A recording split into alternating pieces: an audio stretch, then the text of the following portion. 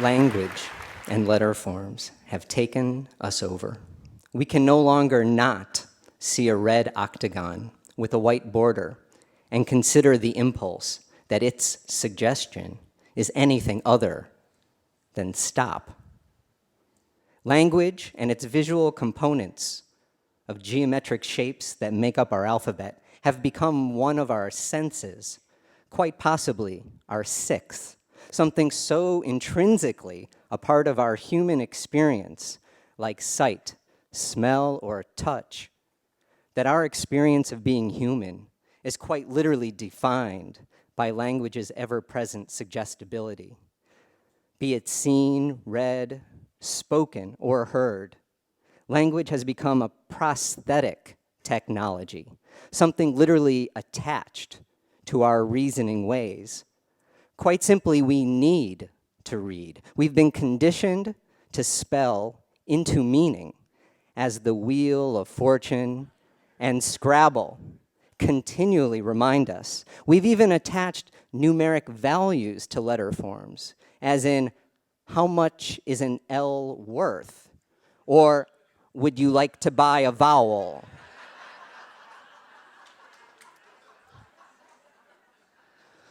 Whether read, thought, spoken, or heard, we have developed an instinctual need to converse, both to ourselves and to others. This conversation does not exist without language. The novelist William Burroughs suggested that language itself might just be a virus, one that we can no longer even recognize as such because it has achieved a state of stable symbiosis with its human host. Language, an infectious agent we try not to catch so much as it catches us, like the common cold or the comma itself. It is language and letter form and sign that allows for the passing on of hard-won experience. It is language that allows us to seethe and also repair. It is the translation of word and symbol into communication that allows us to love.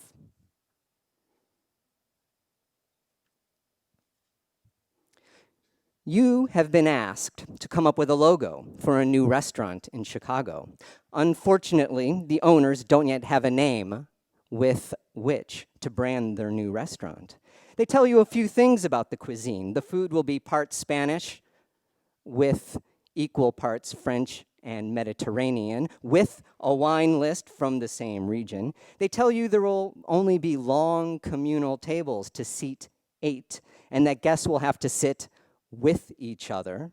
The client says you need to work with the chef and with the architect, who describes the interior as looking like a sauna lined with cedar and with a wall of green glass bottles stacked vertically in the back.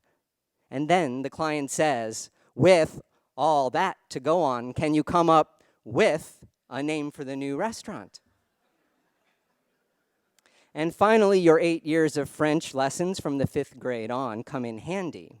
And you mention to the client that the word with in French is avec.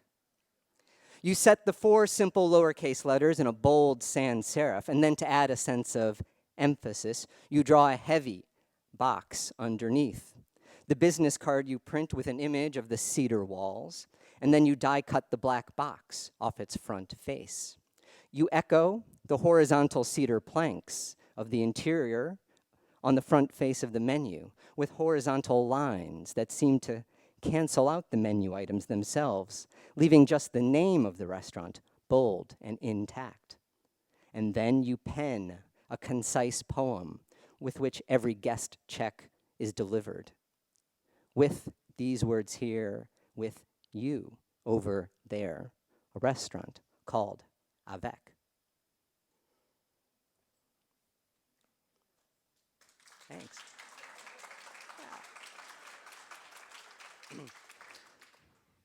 I feel like I just did a pop song. Now for my next number.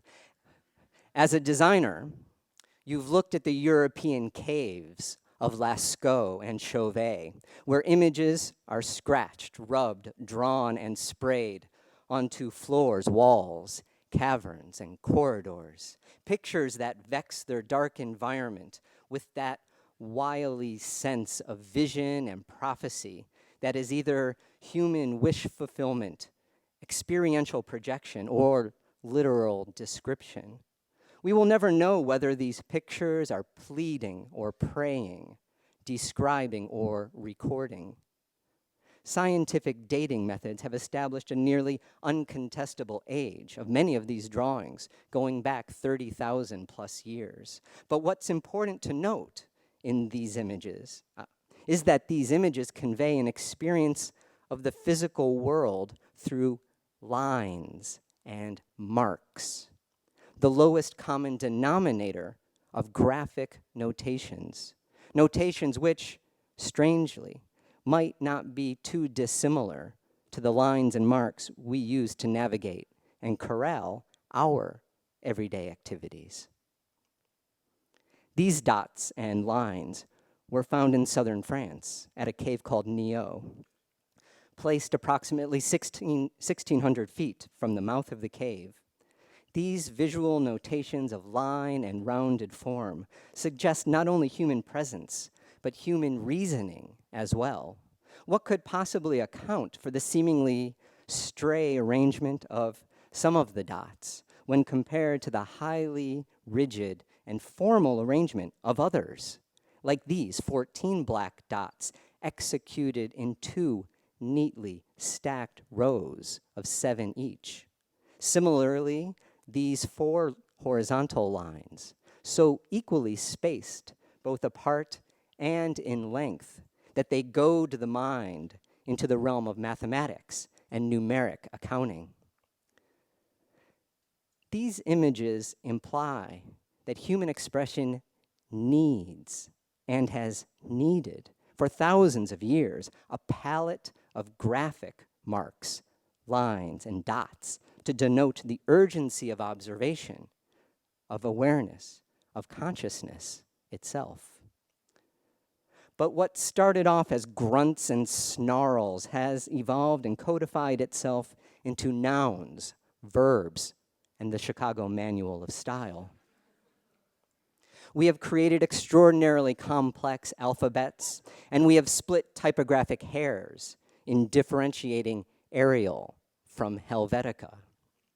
We have created varying serifs like the sharp, jagged points of engraver's Gothic versus the blunt slabs of Clarendon. We've created compositional tricks with strict rules for aligning letters and ways for distinguishing what is and isn't what we mean to say. We've created letter forms that reek money and finance. We've produced typefaces that suggest the era in which they were drawn, and faces whose appearance are unmistakable from the machine for which they were originally created. But language and typography are more than words. They have sounds, slights, forms which convey and forms which dissuade. They have syntax, and as anyone who has had the peculiar pleasure of having to learn English as a second language will attest, they have rules with exceptional exceptions. Weird. The verticals and horizontals, strokes and curves that we use to communicate do so with an alarming versatility given their meager number. What separates the word free from the word flee, both literally and conceptually, is but the most barely discernible difference in stretch and arc of the lowercase r and the lowercase l, a geometric difference that doesn't even have a place in our alphabet. The difference between one man and an army of men is a single E. It is amazing that we can multiply ourselves with a single vowel, or that an arm has strength, but an army has might. An ear can hear, and to blame is lame. Sure, this is the stuff that made Dr. Seuss a household name, But as in any relationship, little things make a big difference. Whether it is simply the order of two words that have been switched to convey an adolescent Beavis and Butthead style warning, or the simple exclusion of a single letter that creates an orchestral crash in the mind, the structural possibilities of our letter forms create a rich field for both direct meaning as well as statements of artistic and poetic ambiguity. The words are there. They will not be dissuaded nor deterred. They will continue their plea, their garish glow towards literacy received.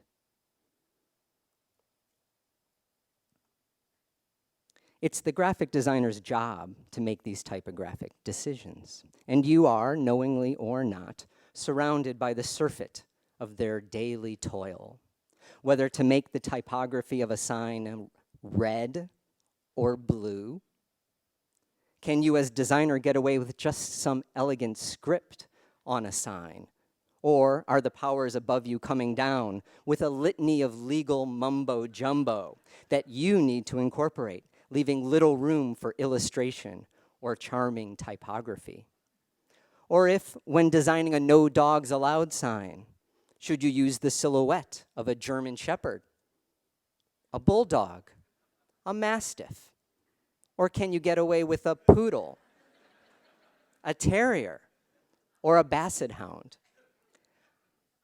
Our private tastes and pathologies are perpetually making themselves visible, altering the landscape, and addressing our attention. These pictures, be they logo or photo, are but the end result of a set of business-minded decisions that, more often than not, are approved by someone with as little knowledge or interest in the history of visual form making or typography as a drag queen might be in the history of, say, catapult design. This is to say, our man-made environments are dotted with pictographic, photographic, and linguistic signs and markers that purport to orient, inform, and organize us in the best way possible, while admitting that the human race, in all its communal decision-making, is still so invariably flawed that it allows the development and approval of logos like this. This logo uses a typeface called Remedy, which for the Chicago Park District was used without any alterations to the individual letter forms themselves except for scale. But what exactly is this typeface a remedy for? The prevalence of highly versatile typefaces such as Helvetica? It staggers the mind that this logo could have been approved and adopted by one of the great cities in the United States to sign its glorious park system. This logo type is barely good enough for a kindergarten fundraiser, let alone for an urban park of world-class renown. Examples of such ill-conceived logos and amateurish typography exist everywhere you look. Chicago signs its great parks with dreck, and we greet our city's visitors with equal typographic and illustrational garbage, often appropriately placed on garbage receptacles themselves. Even the logo for Chicago's Millennium Park is a poor attempt at visually interpreting the energy and graceful beauty of Chicago's $500 million jewel. The M&P of the park's logo are meant to suggest the abstract arcs and curves of Frank Gehry's bandshell. But in reality, these strokes and curves are barely expressive enough for the Chicago suburb of Mount Prospect, which should probably just steal the MP logo so the Millennium Park can start afresh.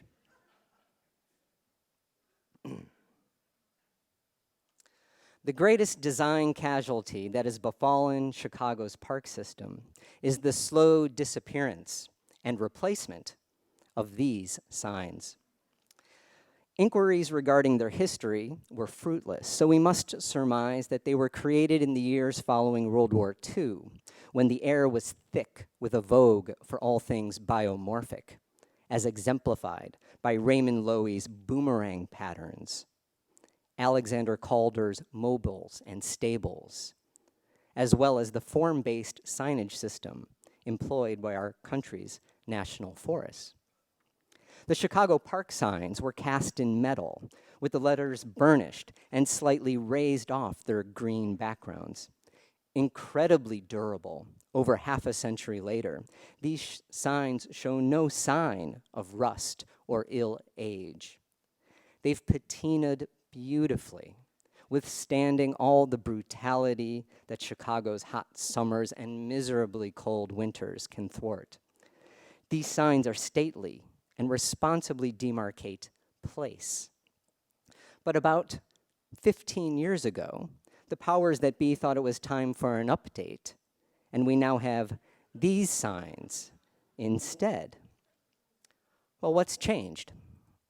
Well, first, the overall shape of the sign is now rectilinear or square instead of trapezoidal. The colors have been updated from green and silver to the questionably eau courant hues of purple, red, and cream. We've gone from all caps to upper and lowercase letters, and the name of the park is now in 2 lines instead of a single line. One might ask, what did the new design take from the old sign, which had been so silently doing its business all this time? Well, the new sign added just the cheekiest nod to its predecessor's uniquely angled shape by adding a slanting red line to separate the background fields of purple and cream. That's all. 50 years of service, and all you get is a red line. And let's not even get started on how these new and improved signs are withstanding Chicago's climate just a decade plus into their residency.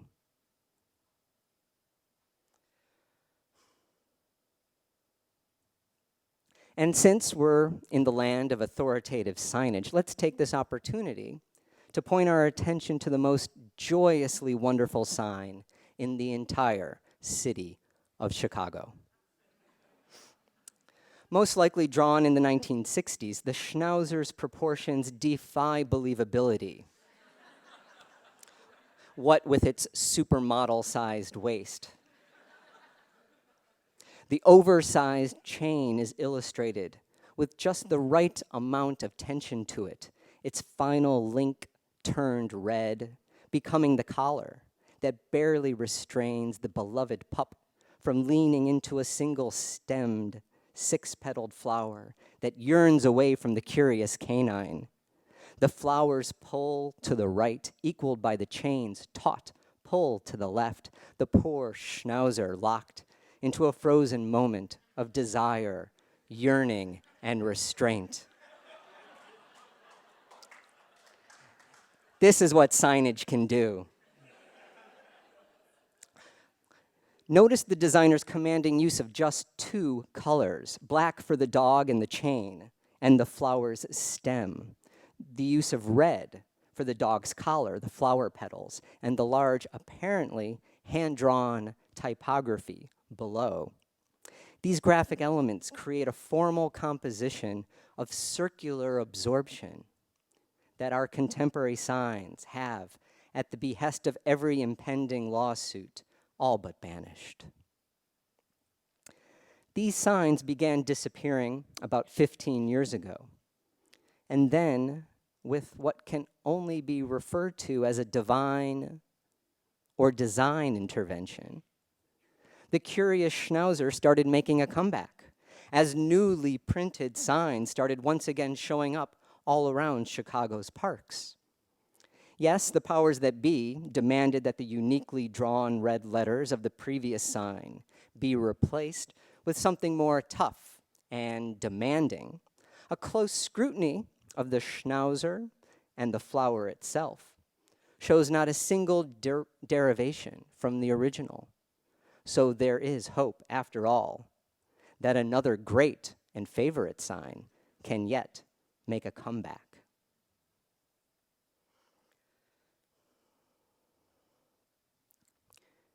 You have adapted your interest in letterforms into a number of media.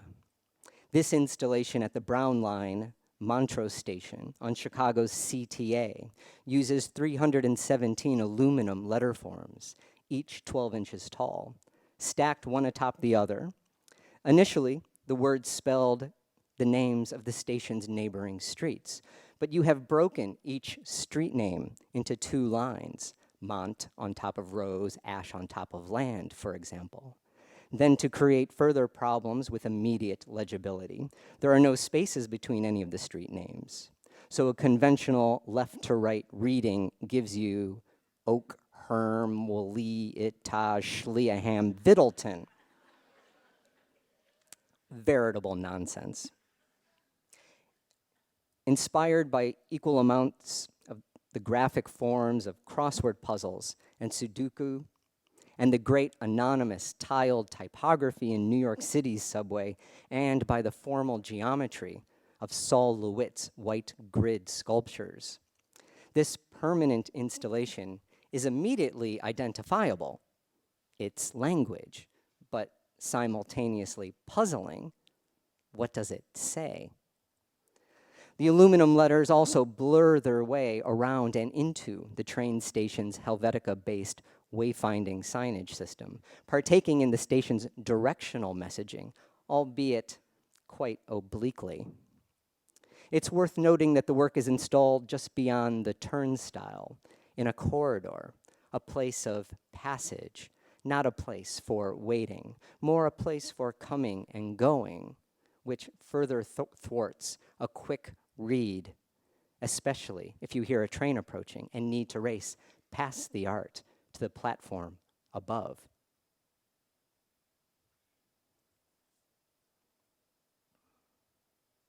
So, with merely 26 letters and 10 numerals, plus a small cavalry of punctuation marks, we invent the visual landscape of our lives, transforming and rearranging this small kit of parts to yield the calendars we follow, the time on our watches to which we obsess, the holidays and events that mark our lives, and the notes in our pockets that keep it all together.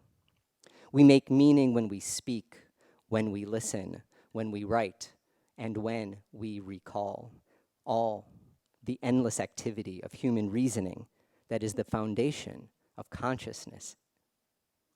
With the exception of the Zen master among us, the parade of voices we listen to, both silently and publicly, remain in a constant state of receptivity and creation, pulling language together to solve the ineffable, to make ends meet, and to figure out what's for dinner. We think it, we hear it, we write it, and so it is.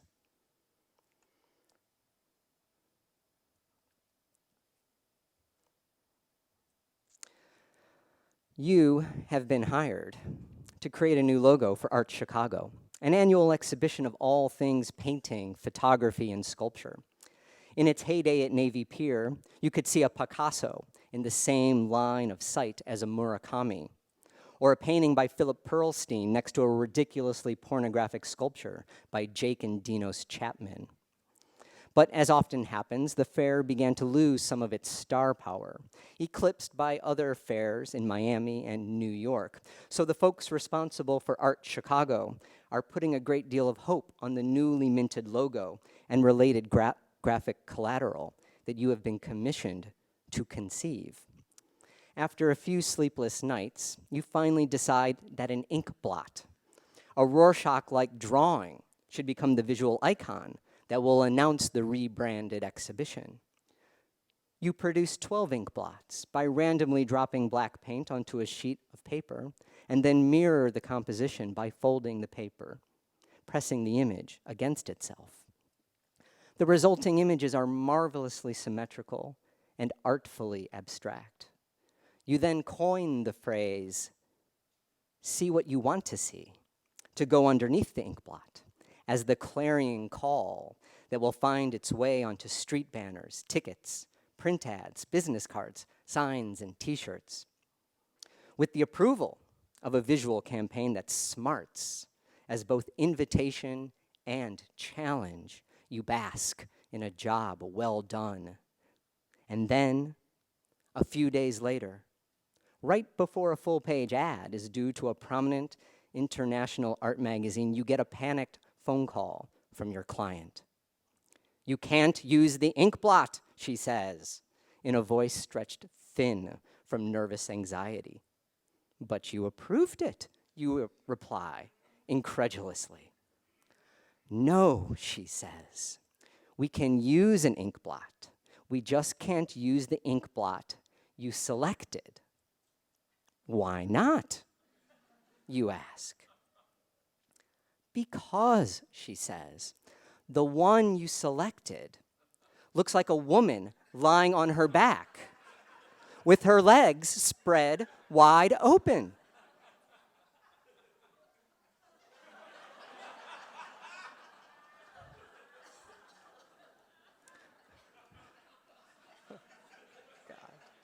Really, this actually happened. The things I have to do.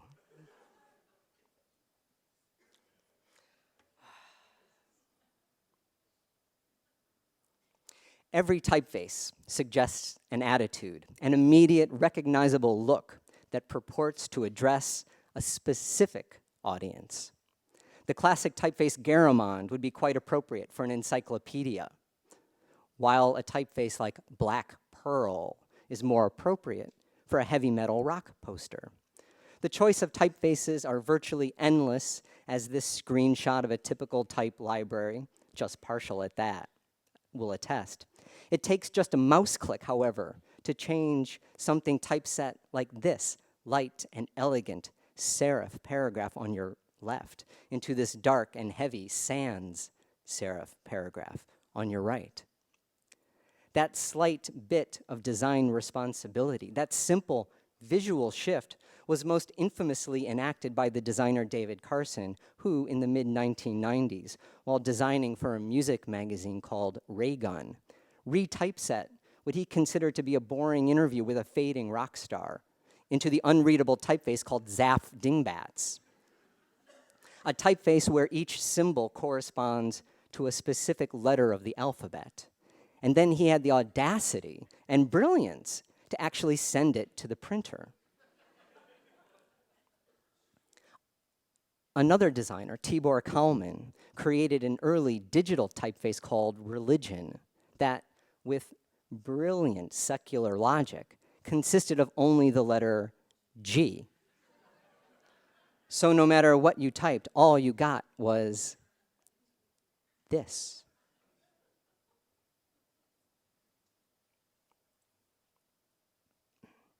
Like typography, spelling isn't what it once was. In the rush to be first, to not be late, to meet our ever-present deadlines, we're all typing fast and proofreading less. Relying on auto spell check is no guarantee that your sentences won't confuse here for here or there for there.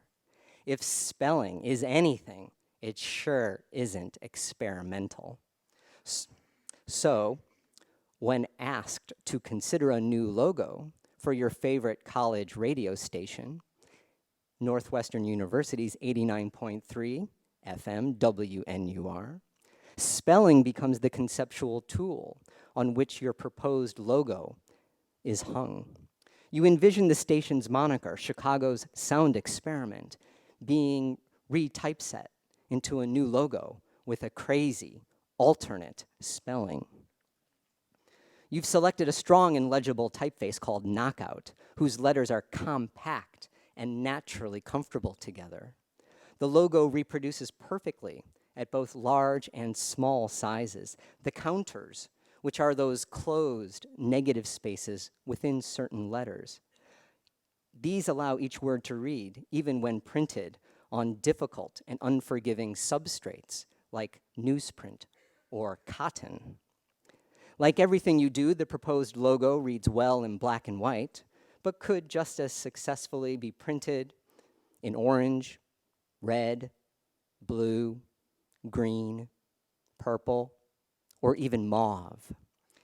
And despite all this, the student clientele can't appreciate the alternative spelling conceit and cannot see the proposed logo as anything other than an error, despite their stated mission of being freeform and open to experimentation.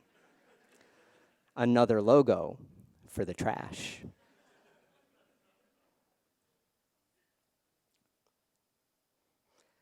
So yes, the words are misspelled, but language is always in a state of transformation, like a continental drift of ideas.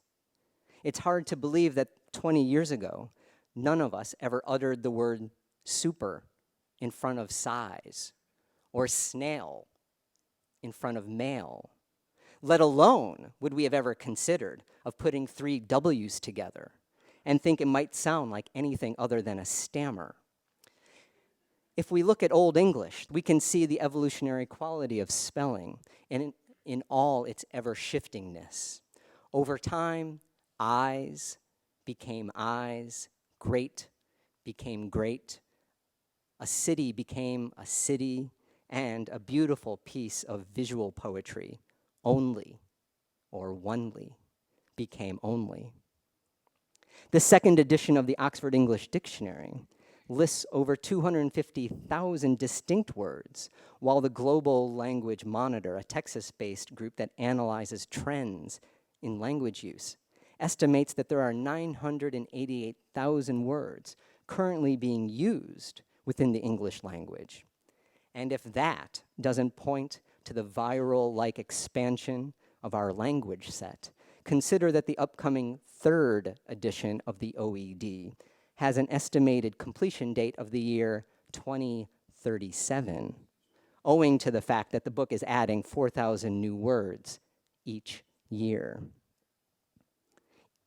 Even our own city, Chicago, was originally spelled like this, eventually losing its final vowel to become the city we today call home. So perhaps the proposed logo for WNUR was not too far-fetched after all.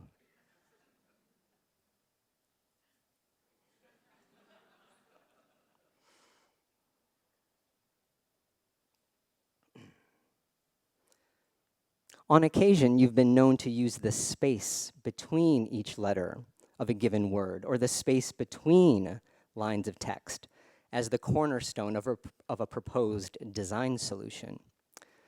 To announce the Poetry Foundation's new $25 million building at Superior and Dearborn, and to invite the public to come check it out, you penned the phrase, "Read it, hear it."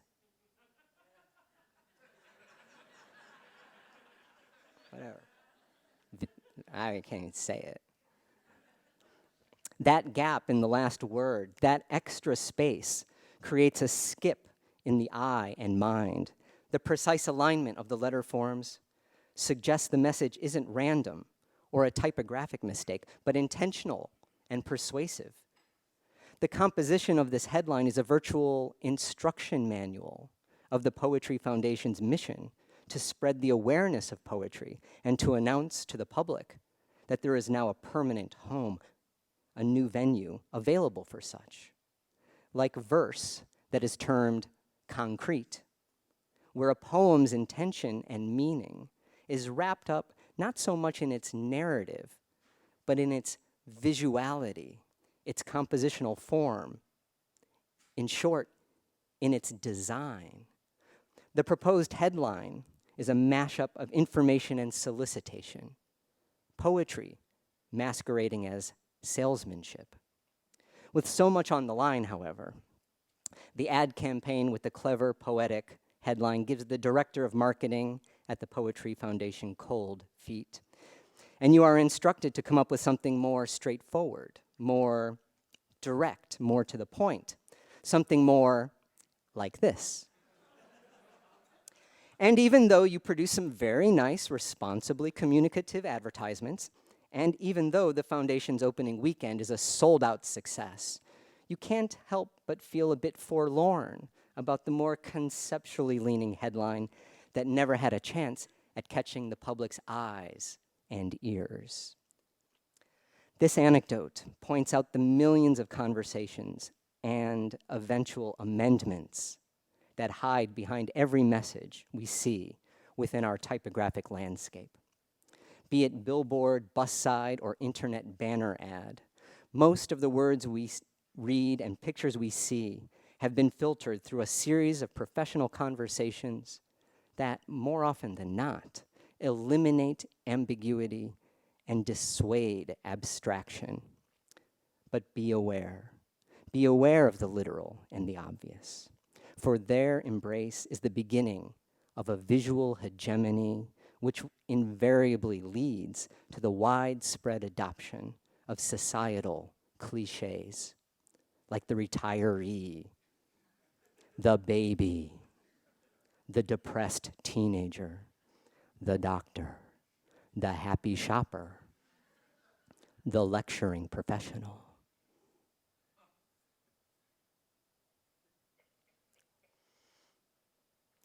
I'm glad somebody got that. Your favorite musicians are two brothers from Chicago, John and Frank Navin, who call themselves the Aluminum Group. With a male wispiness set to electronic pop, their music is catchy and overtly aware of its place within the canon of rock, art, and popular culture. You are flattered that they have asked you to create the artwork for their new release. Entitled Happiness, the intentionally misspelled album is conceived as the first part of an upcoming trilogy of recordings. So to illustrate the music, you arrange a photo shoot of your best friends, the brothers included. Individual portraits, conventional headshots, in front of an off-white background. The catch is, however, you want each person photographed smiling for as long as humanly possible. 1 minute, 4 minutes, 28 minutes. Your thought as the art director is that you could capture a fraction of a second where the grin would become uncontrollably strained, stretched into something other than delight, something visually awkward that matched the intentional misspelling of the album's title. Your friends oblige and smile appropriately. This is what friends are for. Though the finished photos reveal an almost manic quality, they just don't go far enough in capturing what you had seen in your mind's eye. In an effort to multiply the happiness, you decide to digitally manipulate the photos, adding additional noses, eyes, and mouths. But as your initial efforts begin to look too symmetrical and too controlled by the computer itself, you decide to thwart the computer by attaching small pieces of duct tape to the underside of the computer mouse. You, of course, do not tell your wife you've done this to her computer. All of a sudden, the cursor on the screen is jumping to life, staggering and stuttering, despite any way you try to control its reproducing rhythms. Mouths duplicate at random angles, eyes multiply like those of some crazed mythical beast. Earlobes dissolve into the backgrounds, and eyeballs go hyper into a psychedelic overallness. You have created happiness.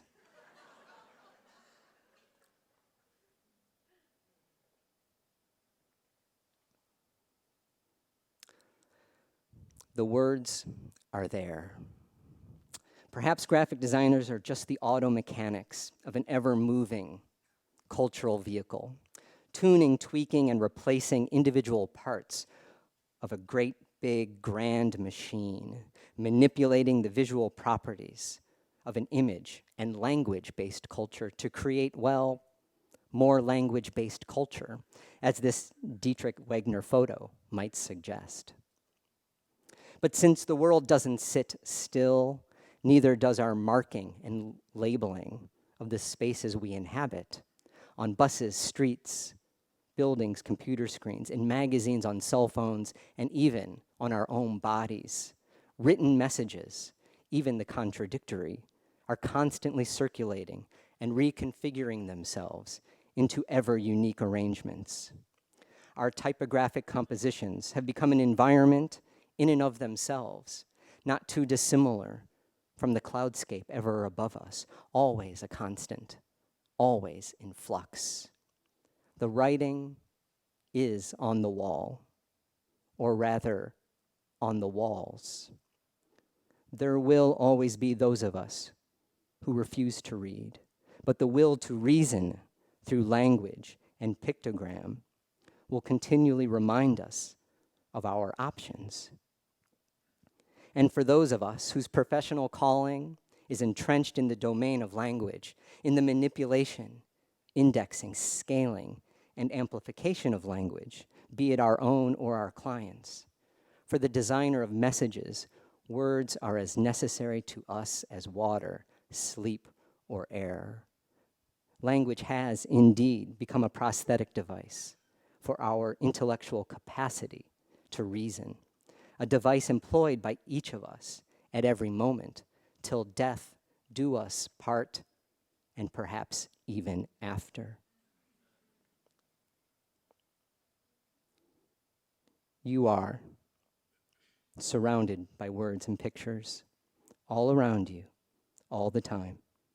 The words are there and here, upon the surface of your world, suggesting a sense of place, transforming the space between where you are, what you see, what you know. Thank you.